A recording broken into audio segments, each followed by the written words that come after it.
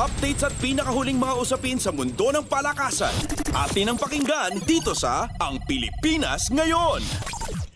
Susubukang tablahin ng Magnolia ang kanilang Best of 7 series laban sa San Miguel sa Game 4 ng PBA Commissioner's Cup Finals. Pagkatapos natalo sa Game 1 at 2, bumawi ang Hotshots sa Game 3 at pakay nilang makadalawang panalo para maging best of 3 na lamang ang kanilang serye. Bago magsimula ang laban, magkakaroon muna ng awarding ceremony para sa Best Player of the Conference at Best Import. Naputol na Magnolia ang 11-game winning streak ng Beermen na huli pang natalo noong elimination round. Nakapasok sa finals ang SMB kung saan tinalo nila sa quarterfinals ang Rain or Shine at winalis nila ang reigning champions Barangay Ginebra sa semifinals. Sasandigan muli si Magnolia head coach Chito Victolero kay Mark Baroka na nakagawa ng 20 puntos sa Game 3 at kina Paul Lee, Ian Sangalang, Gio Halalon at Aris Dionisio, gayon din sa kanilang import na si Tyler Bay. Updates at pinakahuling mga usapin sa mundo ng palakasan. Atin ang pakinggan dito sa Ang Pilipinas Ngayon. Nakapasok ng semifinals ang Cherry Tigo pagkatapos patalsikin ang Philippine Army 25-16, 25-14, 26-28 at 25-15 sa Philippine National Volleyball Federation o PNVF Champions League Women's Division na ginanap sa Rizal Memorial Coliseum.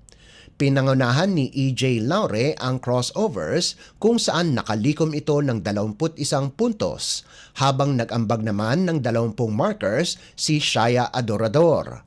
May 3-1 record na ang Cherry Tigo sa likod ng nangungunang Signal HD Spikers na walang talo sa 4 na asignatura papasok sa Final Four. Nakalikom naman si Princess Robles ng 14 na puntos para sa crossovers habang nag-ambag ng 7 at 7 markers sina Seth Rodriguez at Pauline Gaston ayon sa pagkakasunod.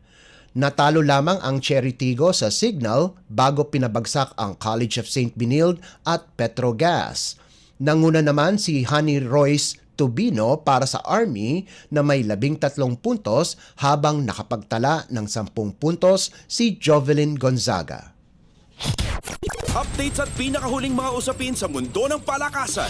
Atin ang pakinggan dito sa Ang Pilipinas Ngayon.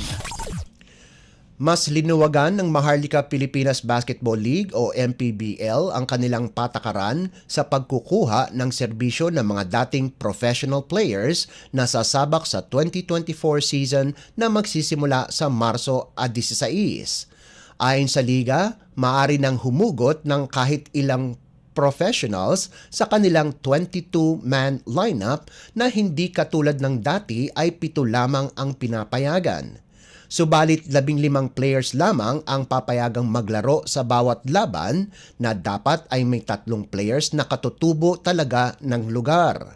Pinapayagan din ang mga koponan na kumuha ng mga players mula sa mga collegiate leagues kamukha ng UAAP at NCAA, subalit dapat kumuha muna ng special guest license sa Games and Amusement Board.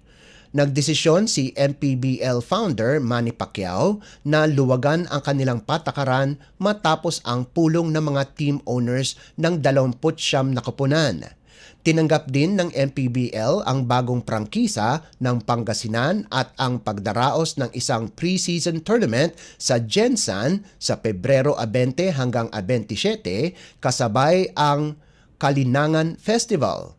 Ayon kay Commissioner Kenneth Doremdes, makakasama din ang ABRA sa MPBL 6th season.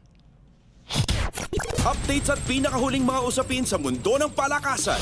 Atin ang pakinggan dito sa Ang Pilipinas Ngayon. At yan ang pinakahuling balita sa larangan ng palakasan. Para sa Radyo Pilipinas World Service, ito po si Leo Magpayo. Magandang araw. Updates at pinakahuling mga usapin sa mundo ng palakasan.